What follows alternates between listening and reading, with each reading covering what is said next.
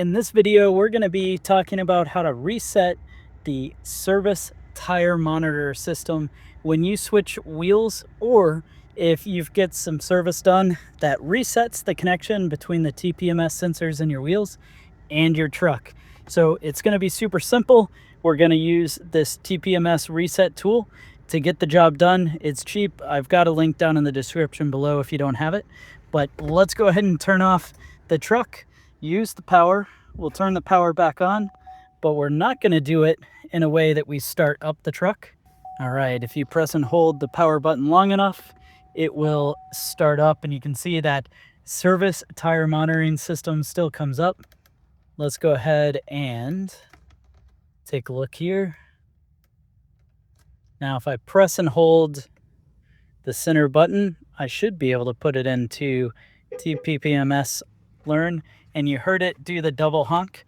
That's the truck telling you that it's ready for use of our sensor tool. We'll use our tool, get it lined up right with the valve stem, and you get that honk, which means that it took the TPMS Relearn. We'll do that for all four. So put it right by the valve stem. There we go. So we'll take this tool, continue over.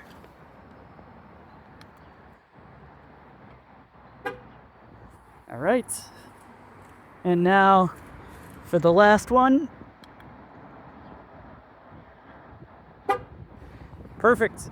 And so once you've gotten all of those honks, you'll get the double honk at the very end, which indicates that it has learned all four. And when we get in the vehicle, you can see here, we have all four resynced. So super easy, simple job, and that's it for us to be able to enjoy and get back to using your pickup truck with TPMS sensors working again. Thanks so much, and be sure to hit subscribe so you can see more tips, tricks, and fixes like this too.